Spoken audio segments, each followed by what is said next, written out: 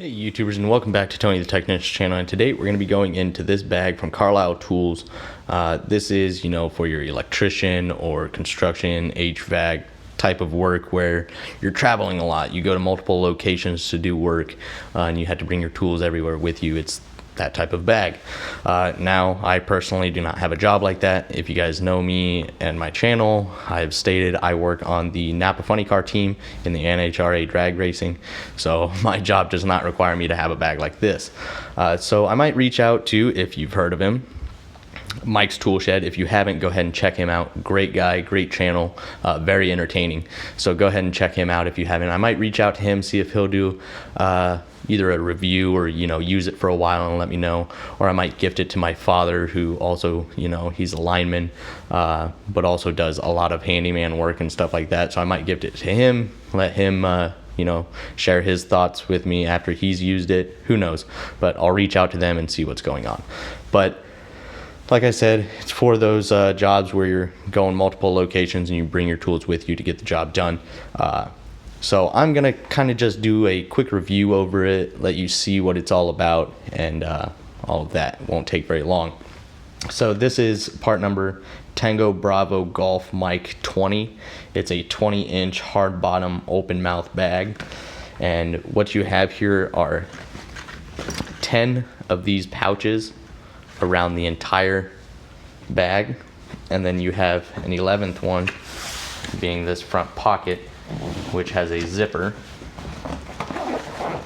And it's not anything fancy. There's no pen holder or any other pockets inside of here. It's just simply a zippered pouch.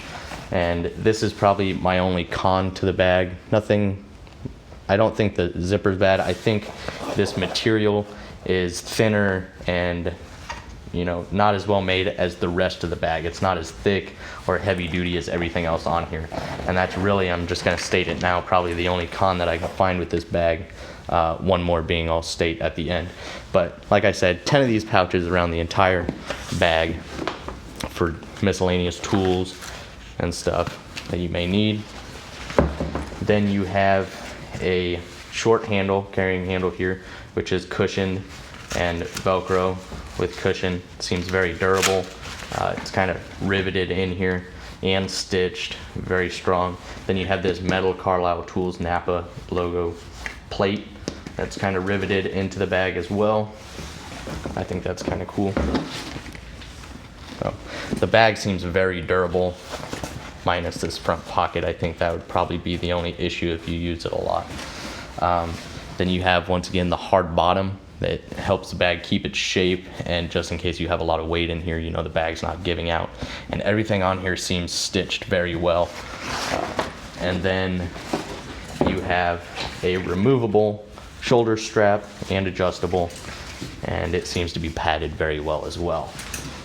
And then getting to the inside, what you're going to have is 8 more of these pouches, 4 on each side. And there you can see the hard bottom as well to help keep its shape and support the weight that could possibly be inside this bag. And then it does have like metal wire, a heavy gauge, in order to keep the mouth of the bag sturdy and strong and keep it open, as a perfect rectangle. And then in the center here, you actually have a removable divider or little tool carrying pouch as well, where it's going to have 6 pouches on each side, varying in sizes. You got 4 smaller ones and 2 larger ones, and then you have elastic straps along the top and the middle as well, just in case you have a certain tool in here and you want to strap it down on the top, and then maybe you carry something else here. Just various different ways of carrying tools in this little middle divider. Now I'm going to state the only other downside to this. It goes in and comes out very easy. Nice little Velcro in here to keep it in place and helps divide the bag. Say you have tools on each side of it or anything like that, it can help keep your bag organized.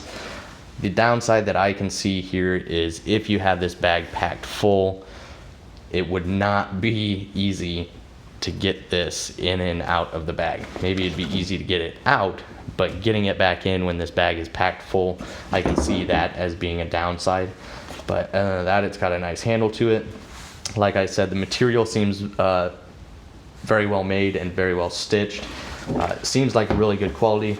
Once again, just that middle divider being a pain if the bag's full, and then this front pouch being a little thin. That's really all I can think of as far as cons. Everything else seems to be really nice.